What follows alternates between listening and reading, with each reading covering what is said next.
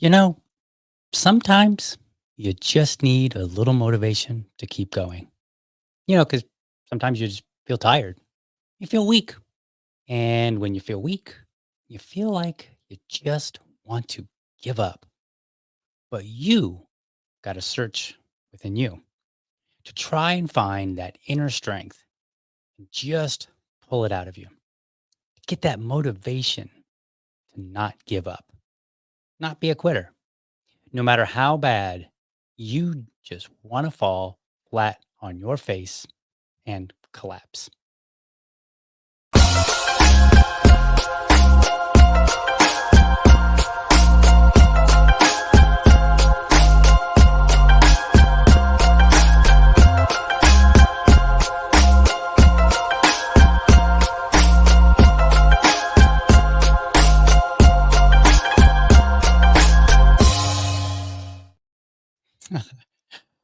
All right, folks, that was a cheesy intro. I know it.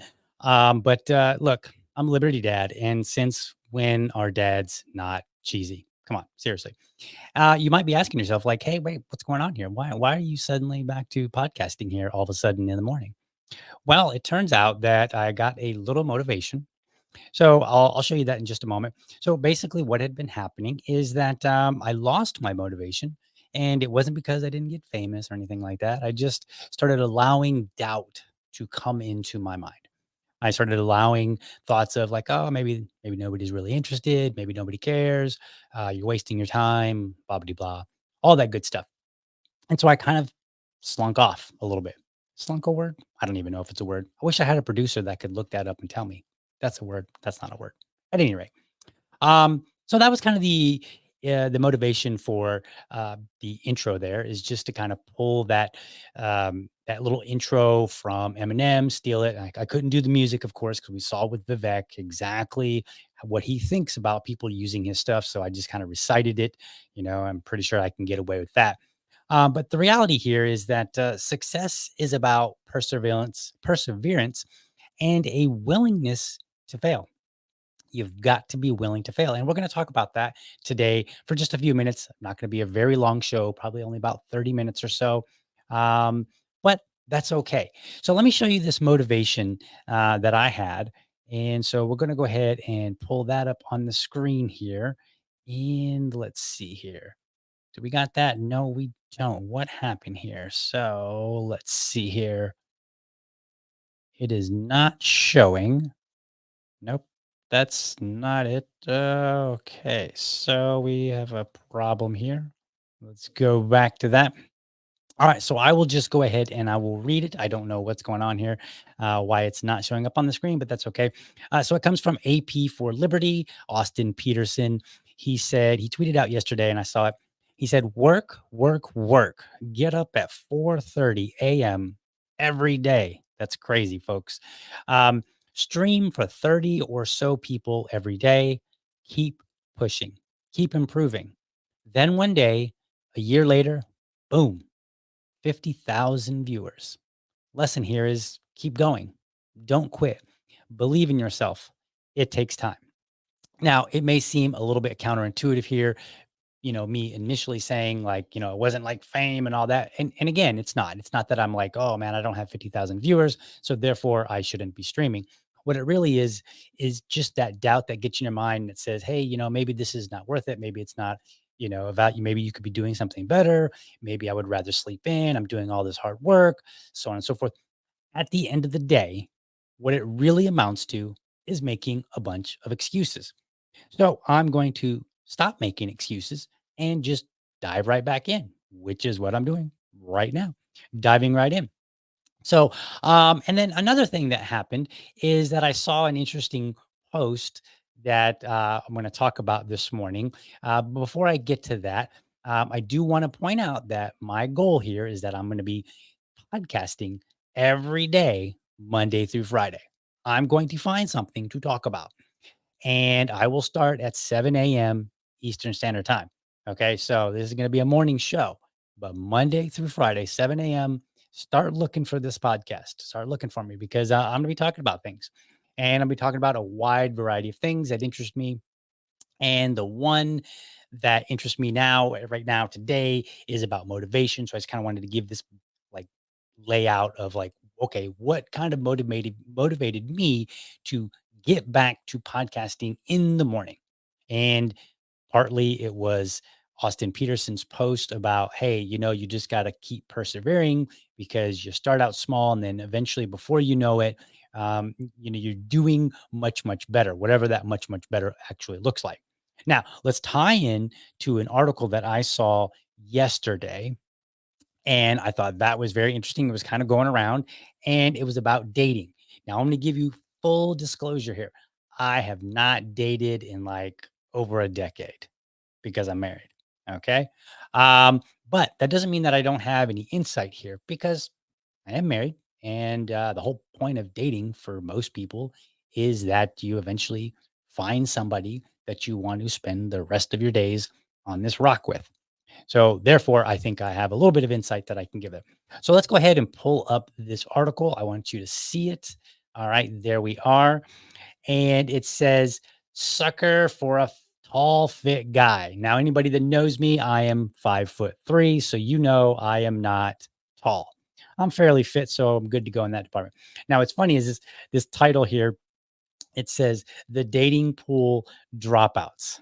That's a little amusing, but what's even more amusing is the subtitle there, and it says, let's scroll down to it a little so you can see it right there on the. It says young men today feel they must be 6 feet tall, make six figures, and have 6 inches downstairs to get a girlfriend, and so many have given up trying. So we're going to talk about that today, and I'm going to tell you, as a married man, a 5'3" married man for 10 years, and with a son. Okay, so I got a whole family. I can tell you that that's that may be the case, but that these these requirements shouldn't stop you. And so that's what I'm going to talk about this morning. Now, let's scroll down a little bit on this pair. I want to scroll down. I'm not going to read the whole article because, that would be kind of boring. So we're going to scroll down to a very interesting part that I found here.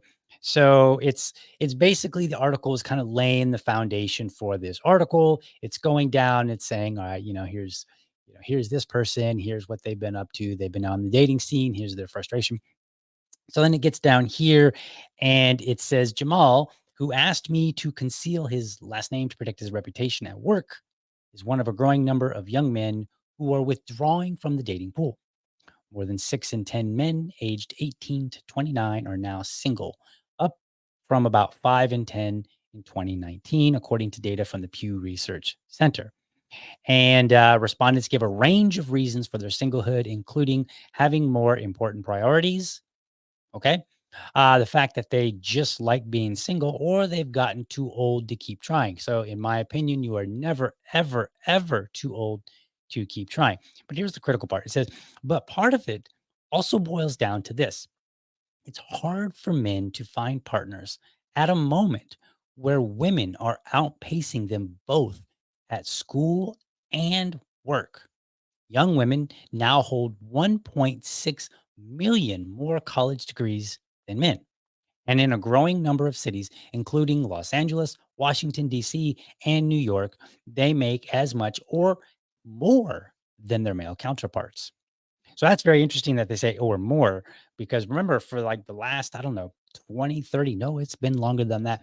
Probably about the last 50 years, we've been talking about this pay wage gap between men and women. So apparently, there's not a whole lot to it, at least according to this article, that's saying that a lot of women are making more in many cases than their male counterparts. But that's for another show, another day. And so it goes on, it says, and even if they become mothers, odds are 4 in 10 will become the breadwinners of their households. And here's it's quoting now Jamal. It says, what discourages me so much is that most of the women that I've seen on dating sites, they want a man making as much as them and they're making upwards like $100,000, said Jamal, who tells me he makes $55,000 a year. So it sounds pretty like, oh my goodness, like 55,000, woman's making 100,000. She wants a man that's making somewhat the same amount of money. So the guys are getting frustrated and they're just like, you know what? To heck with it. I'm going to skip dating. So I saw this from another person that I follow on Twitter, and I made a comment. Now I'm going to read just my comment that I made on this. Okay, so here's what I said. I said, "Men, stay productive, be confident. My wife has two masters, an industrial engineering degree and a business administration degree. I barely have an associate's. When we met, I was making roughly two-thirds of what she did, and it was definitely less than six figures. Now, today, I'm still that 5'3" guy. Obviously, didn't get to grow any, but now I'm happily married for over 10 years, just past that 10-year mark this year. And I'm also a dad. And then I said, we own more properties than most women will buy in a lifetime. Now I put that in there, because this is a we thing. We are both doing this together. My wife is in real estate. People that follow me know that she is a real estate agent and an investor. And so she's constantly out there hustling when it comes to real estate. But I also assist as well. Now I work for a company and I basically build very elaborate spreadsheets. Okay. And maybe I'll discuss some of that a little bit later. But anyway, so continuing on, my second tweet, my follow up, I said, if all else fails, marry foreign. There seems to be more who are not materialistic, want traditional families, and are not inculcated in feminist snobbery. I mean that, I really do. Uh, but just don't lead with that as your intro or on your second or even third date. So, like, those are just something you keep in the back of your mind. Continuing on, and always try to impress a woman, even with the simple things. Example, 10 years married, and still I offered to knock out a yard on a renovation that was behind. And then I showed some before and after pictures. And I said my goal was to impress her with what I could deliver. And I did. I finalized that with hustle, be confident, and never stop seeking to impress. So now, if you follow me on Twitter, you might remember that was the day that I posted the picture of me in the hospital. So I tried to impress her so hard that I actually ended up going to the hospital. Now, I don't recommend that. But basically, with that particular story, what happened was I just was working out. We were going through the heat wave, and this was when all the stories were out, like, "Hey, make sure you drink water, stay hydrated, maybe get some shade, so on and so forth." And I neglected some of the proper precautions when going out and working in the heat, and I got a little bit dehydrated, and then anxiety crept up, and before I knew it, I was in the hospital having a bit of an anxiety attack. But all is well. And at the end of the day, I still impressed her. And next time I will try to do so without going to the hospital. Because, by the way, I did get the bill. Not pleasant whatsoever. At any rate, so here I am 10 years in. Okay. I don't stop trying to impress my wife. And I always tried to impress her. Okay. At least once we started dating. And let me tell you a bit about how we got together because I think it's important when we're talking about articles like this. So let me go back here to the screen that I want. And all right, so let's bring me back up. Bam, real big, and there we are. All right, so now I'm a little bit bigger. All right, so here's what happened.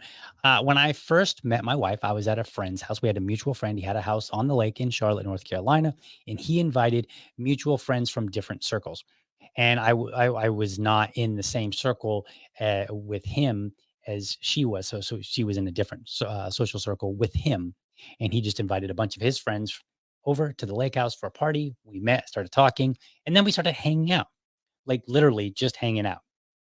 And after a while, I was like, I kind of like this gal. Like she's pretty awesome. And so I decided, you know what? I'm gonna see if this can go further. And she had invited me over to her condo. And I came over one night, and that was gonna be the night. I was like, ask.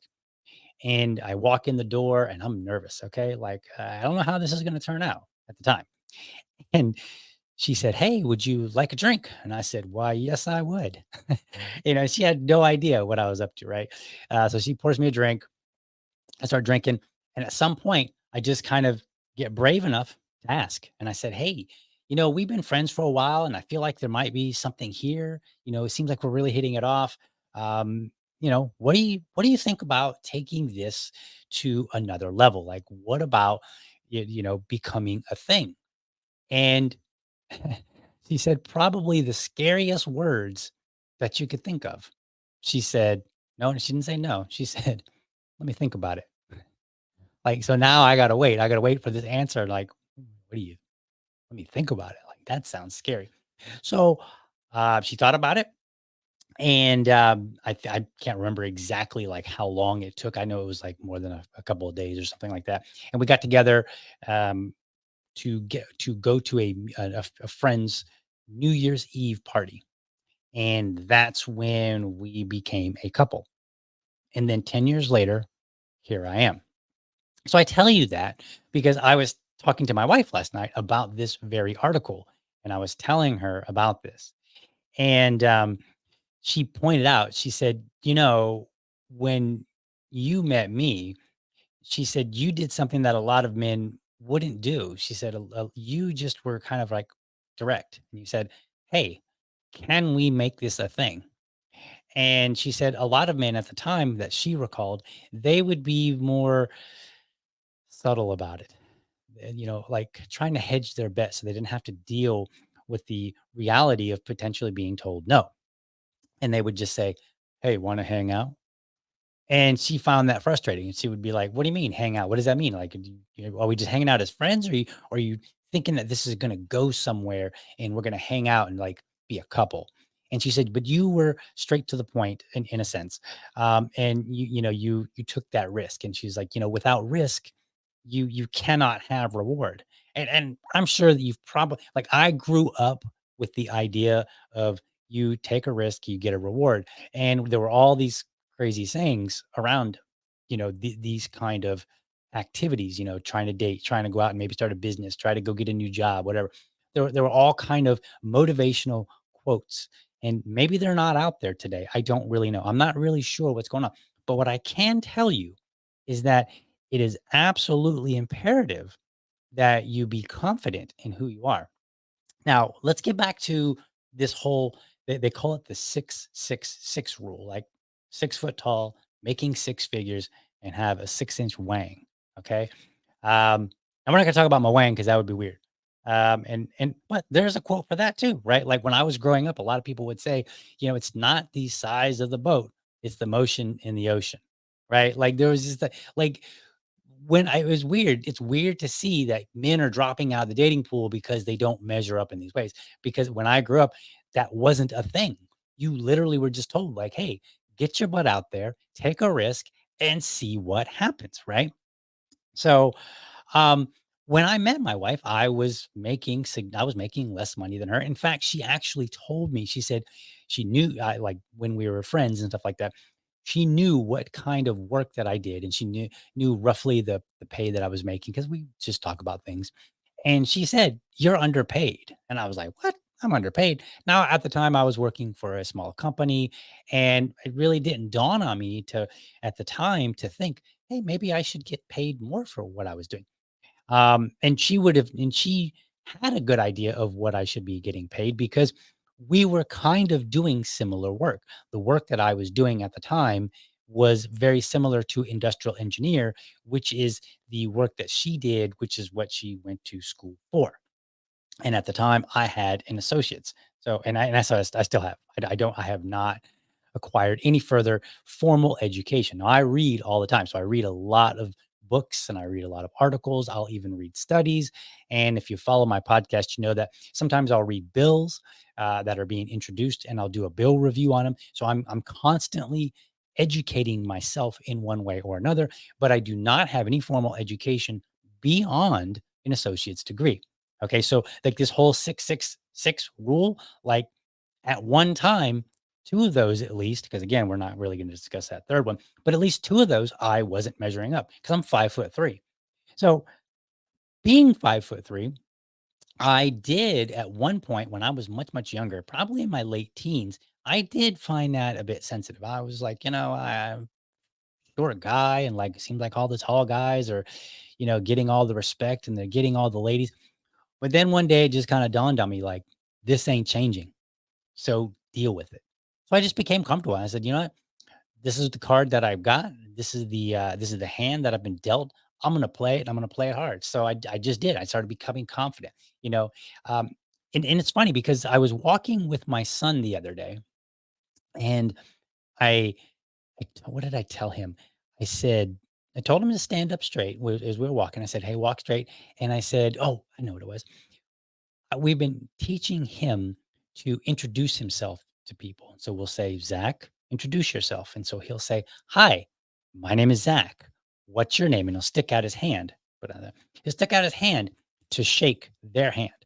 And I told him, I said, "Make sure you look somebody in the eye so that they realize, or so they recognize, that you're not afraid of them."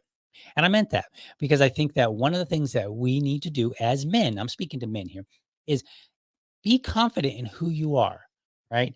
I mean, there are some things that you can change about yourself, and there are other things that you cannot change. You cannot change your height. You cannot become 6 foot tall if you are not 6 foot tall. Now, I know someone's gonna, somebody's gonna be like, "Well, actually, you could go and have leg lengthening surgery." Whatever. For the most part, you're not changing your size. Okay. You can change your income, and that takes a little bit more work. But I think that, you need to do something that you enjoy doing.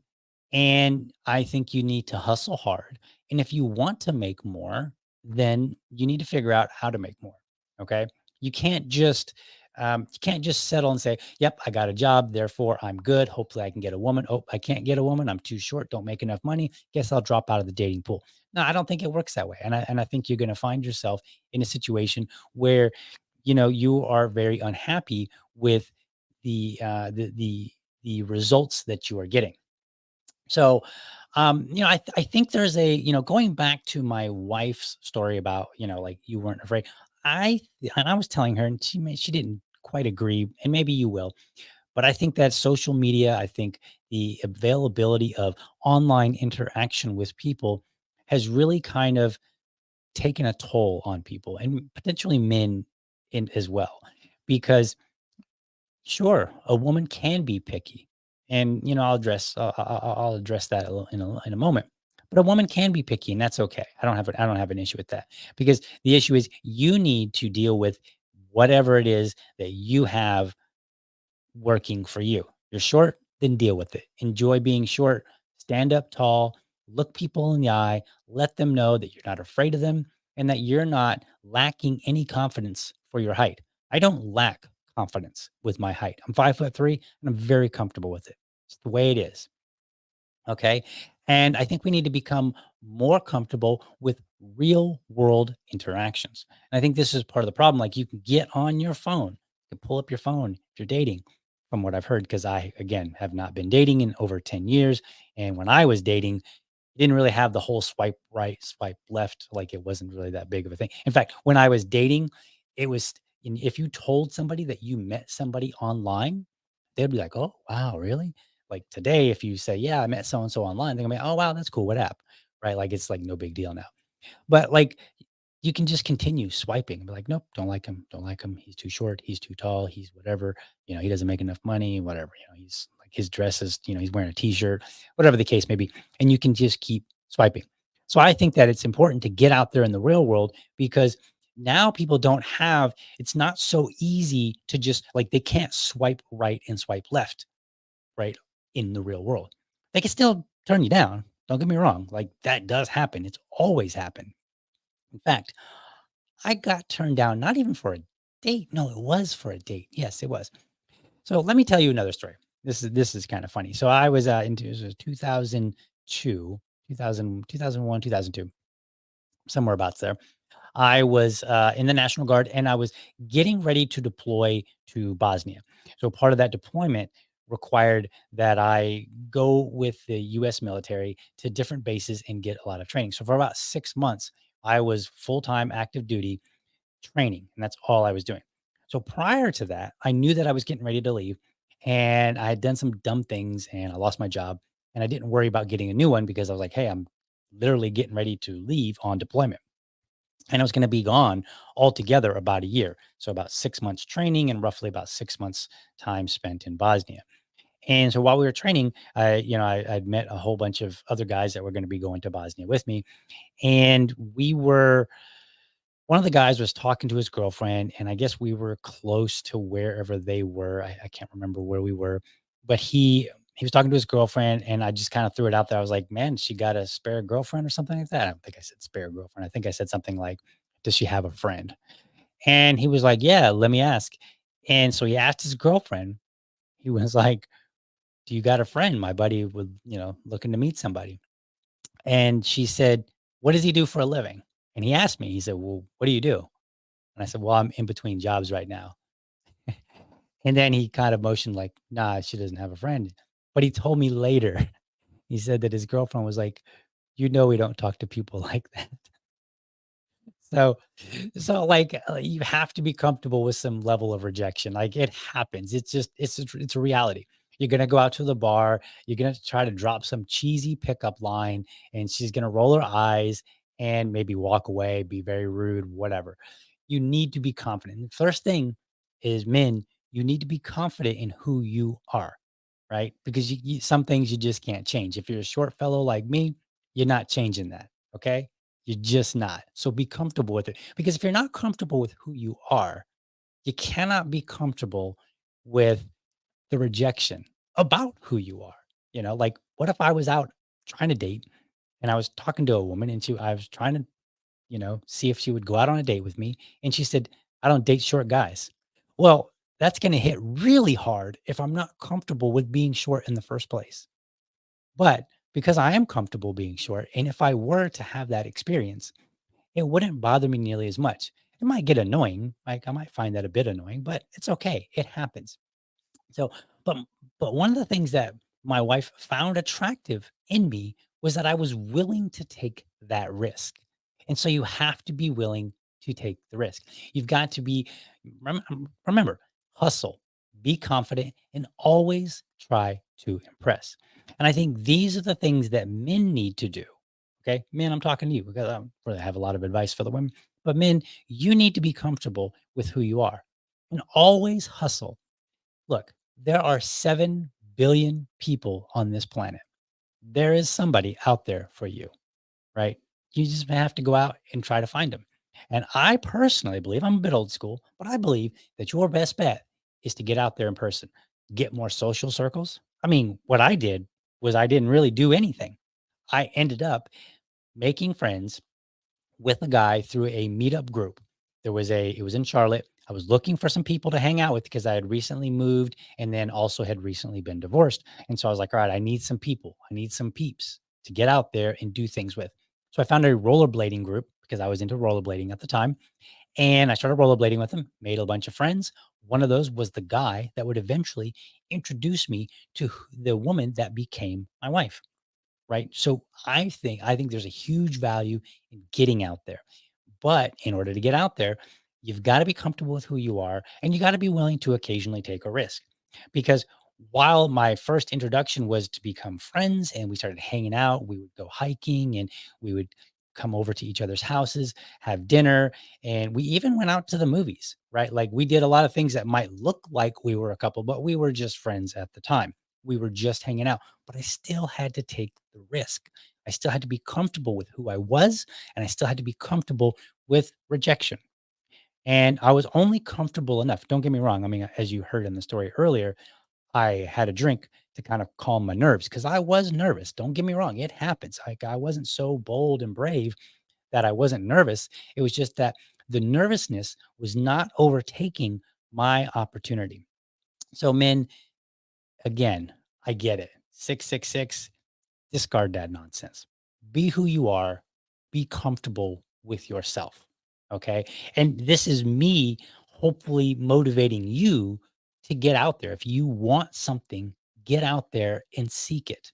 In the same way that I started this podcast and said, like, look, I want to start podcasting, and I kept making excuses why I couldn't do it. And eventually, I just had to face reality and say, look, either you're going to do it or you're not. End of story. And so I did. And part of that was Austin Peterson's comment about, like, hey, you got to keep hustling. Well, it's the same way with dating. And so let me wrap this up a little bit because we're about a half an hour in and I don't really want to take too terribly long.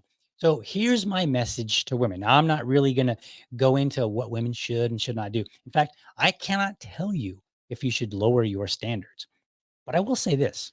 Many women have found themselves very happily married to men that may not fit that 666 standard, right? This 6 foot tall, six figures, 6 inch wang. I don't know about the wang. Again, we're not talking about that. I don't care.